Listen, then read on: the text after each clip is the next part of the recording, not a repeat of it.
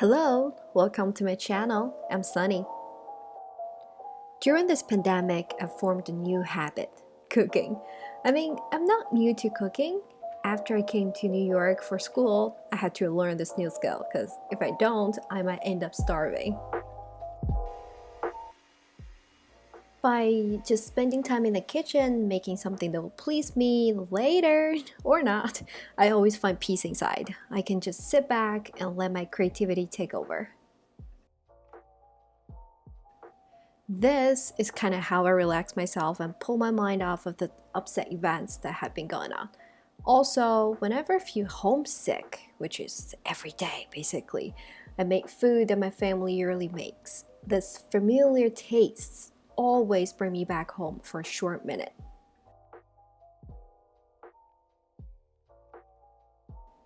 Just like painting, reading, or even playing the piano, I think of cooking as my way of relax.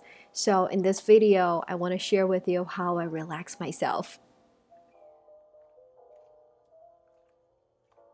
Not long ago, Eric and we started to making our own walnut milk. It's really easy. You just soak up some walnuts, like 1 cup of walnuts overnight, and then next morning you just put them in the blender, add 3 cups of water, and blend them together. Boom, that's your walnut milk. It's really easy and tasty, also nutritious at the same time. I basically use it every day, every morning to make a smoothie bowl, which is a thicker version of smoothie for Eric as his breakfast. So far, I've got 0 complaints.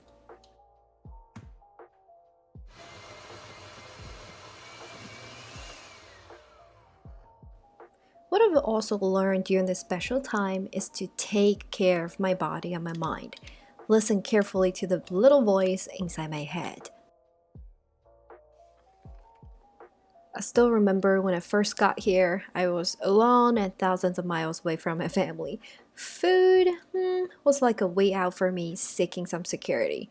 I used to eat a lot of takeouts and junk food. I could easily finish a big box of fried chicken and a 12-inch pizza at the same time in 20 minutes when no one's watching. Oh, here I am putting all this milk inside the big jar and save it for later. Normally, I make one time and then this big jar can last for 3 or 4 days. Recently, we watched a documentary about minimalism, so I don't want to toss away anything like the grounded walnuts, so I use them as my base to make some cookies. If you make your own milk like we do, this recipe is highly recommended for some tasty and healthy cookies. Well, to continue my pizza story, I will go to another extreme. I just took a few bites of the food and tossed whatever left away. I know this is bad. My stomach was like a bottomless hole that needed to be filled all the time. I just simply didn't know how to control my cravings or when to stop. There's 0 communication between my stomach and my brain. Well, this made me feel like a baby again. A baby who needed to learn how to eat and get along with food. Now, as I think back, I was probably emotional eating or stress eating. Throughout the years, I made some progress by myself. I learned how to control myself. Also, I felt like being with my friends really helped. But recently, I discovered something very interesting. By spending all the time with Eric at home during this pandemic, I got a chance to watch how he eats and his attitude towards food, which later helped me form my own. Oh, the cookie's ready for the oven. But here, actually, after 20 minutes of baking, they came out still moist. So if you don't like the moist texture, you can leave them longer in the oven.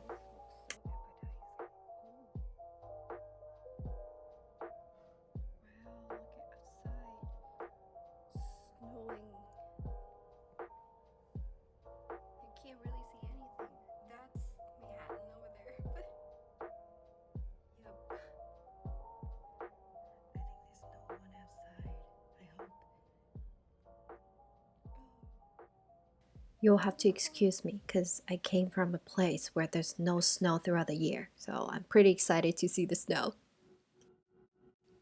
Well, by learning from Eric, I finally truly slowed down and I could enjoy the food, and I am able to stop whenever I feel full. Also, I learned the importance of fuel my body with clean food. Plus, it's really not hard at all to make something tasty and nutritious. Eating has become an enjoyment, not punishment. It's really beautiful to make something that's healthy to my body and yummy enough to satisfy my taste buds. My family knows how to cook. They're the masters. So I always ask them to share family recipes so I can make the same and feel connected with them.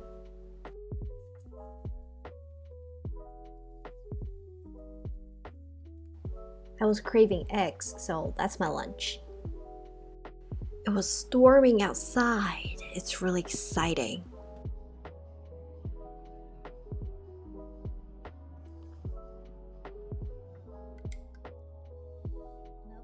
I recently got into the habit of having some collagens in my diet because I feel during my workout, my knees and my joints are not really strong enough to support me throughout the workout. So I feel like they might help. Besides, they really make my milk or any of my drinks very silky smooth.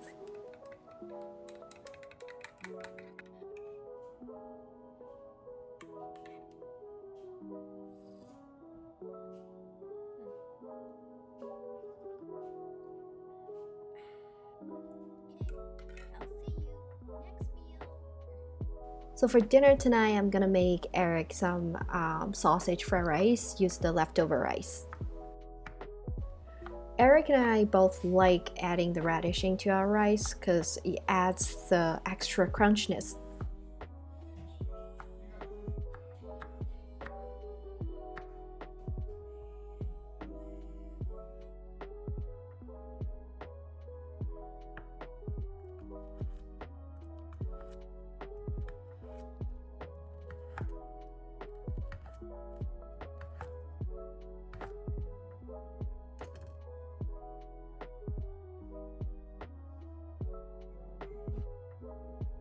I don't know why, I just love to use the caps on the sauce bottle to measure whatever sauce I'm putting in.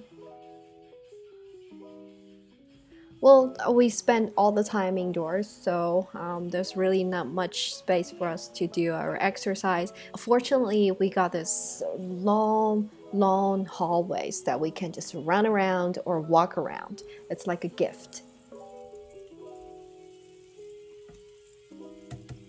I never beat my eggs when I'm making egg fried rice. I just crack them in and mix them all around together.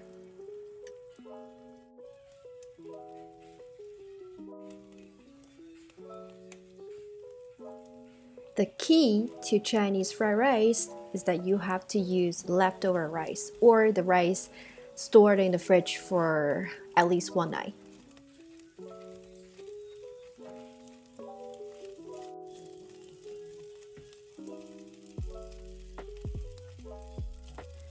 Adding the radish and mix them well. Let the radish cook for 1 minute or two.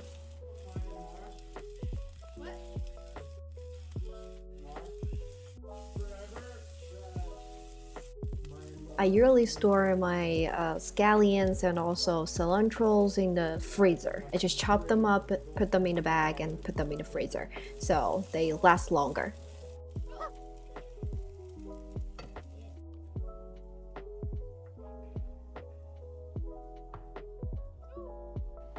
Here I am making a mess, but also cleaning it up.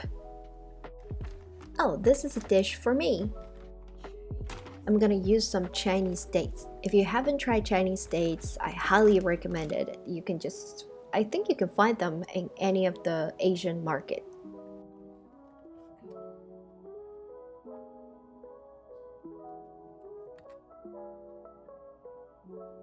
I'm no doctor here, but I learned this from personal experience. This dates and longan egg soup is very good for females, especially for female bodies. almost all Chinese knows how to make it. My mom always makes the soup for me when I feel sluggish or weak. Sometimes she uses milk instead. You just boil everything together, and once the soup is done, you just crack an egg. That's really easy, really simple, but it's really beneficial for our body. This soup not only warms me up, but also benefits my qi and nourishes my blood almost immediately. Well, this is from a traditional Chinese medicine perspective.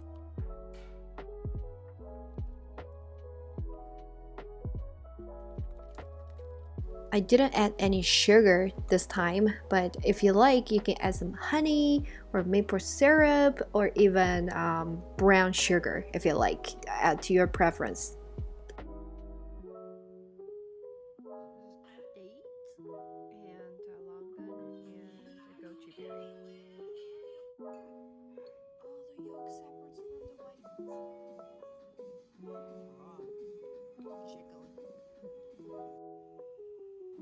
Now welcome to Tuesday. It's still freezing cold outside. You can see from the window. It's ice all over.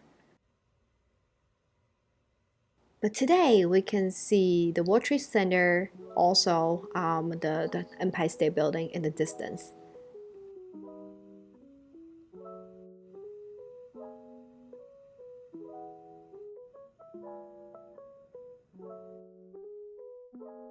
It's breakfast time again. Guess what I'm making? Do you have your own favorite smoothie recipe? If you do, please share with me because I'm really trying to find more delicious and yummy recipes.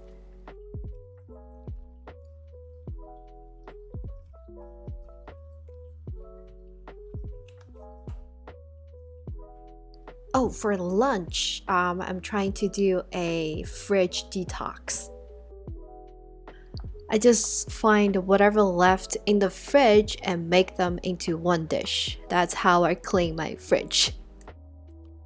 My dad always tells me to eat more radish during winter and eat more ginger during summer. I don't really know why, but it has something to do with our body, our system, our yin and yang, things like that.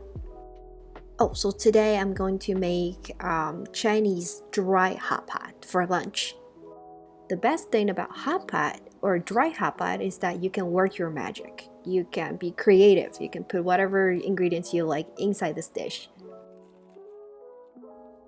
We both love gnocchi mushrooms, so I'm gonna put this whole bag in. They kind of work like noodles when cooked. And gnocchi mushrooms is really good for digestion. You can add any kind of proteins. Now I'm just gonna add some beef because it's been in our fridge for weeks, so it needed to be eaten.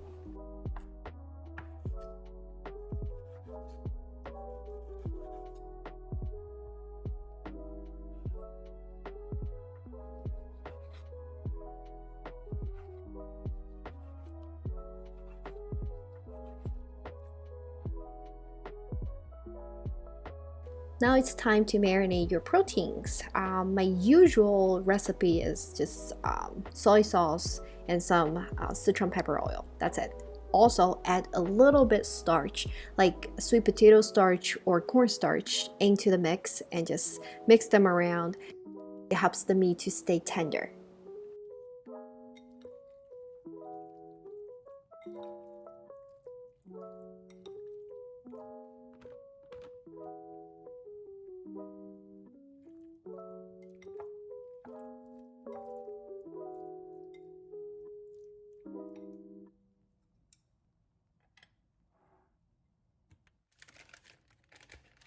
I'm using my favorite dry hot pot sauce here. It's from Haidilao. It's a really famous brand in China. It's specialized in hot pot. Well, you don't necessarily have to use this brand. You can use whatever hot pot sauce you have at home. It will make the dish as delicious. It's too oily for my taste, so I'll pour out some oil and use the leftovers to make the dish.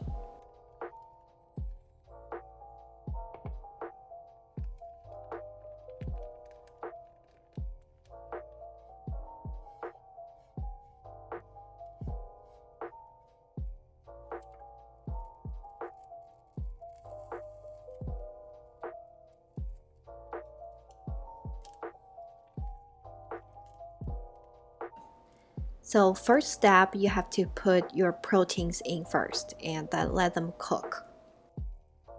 After all, I'm sure nobody wants to eat a raw piece of meat.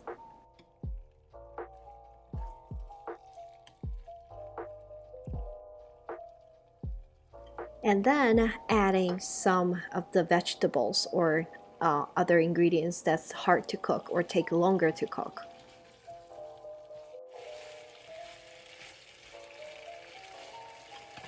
There's a lot mixing here, so whenever you add in new ingredients, you have to keep stirring them, keep mixing them, make sure that every piece get the sauce.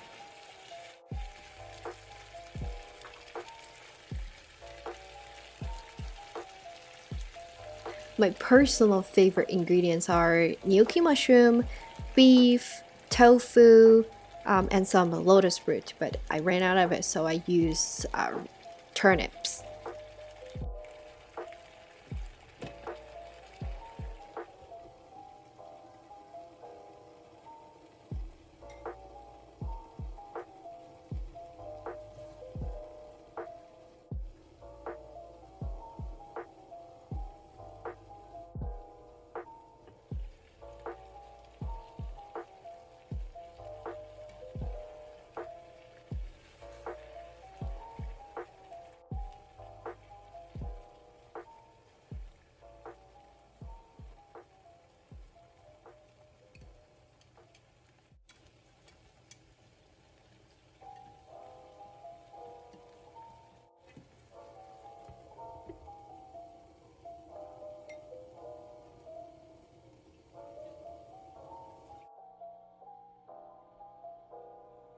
Oh my, it smells so good here.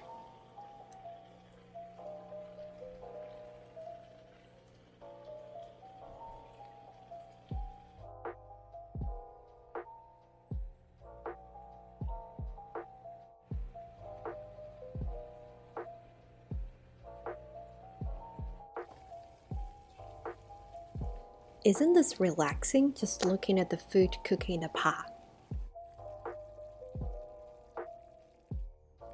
Really like to spend time eating together because that's the time when we can really sit down and focus on the food, focus on each other and talk. It's beautiful time. This hot pot is huge. We didn't finish it at one sitting, so we end up eating them for dinner as well. It's next day. Today I'm gonna make some pork rib soup with the arrowhead root I just got from a Asian market. Arrowhead root is one of my dad's favorite vegetable. I haven't really seen them here in the US. This is my first time, so I bought them immediately. All you have to do is to chop, chop, chop.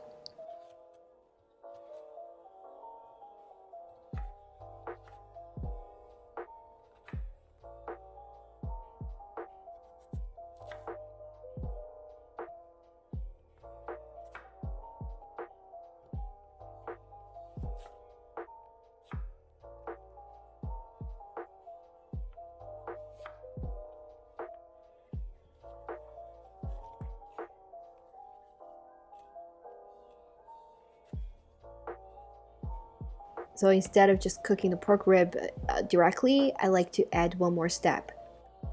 I like to boil them first. It's like an extra step to clean the pork rib. Just put them in a cold water and add some cooking wine.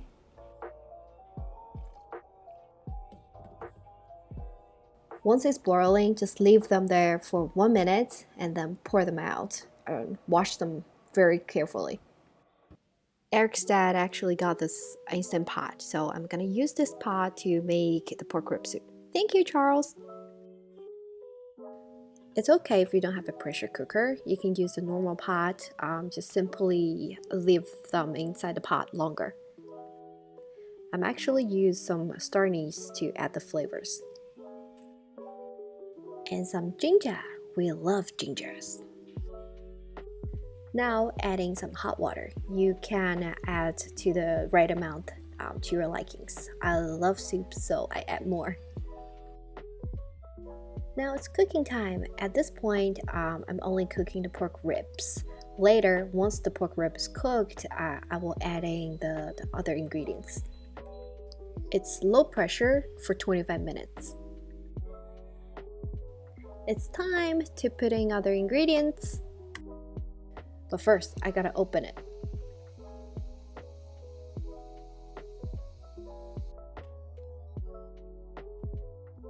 It's time to add some salt into the soup so it will come out flavorful. And it's time for my arrowhead roots and my carrots. Now, same mode, same time. It smells fantastic in the apartment. Now it's time to eat.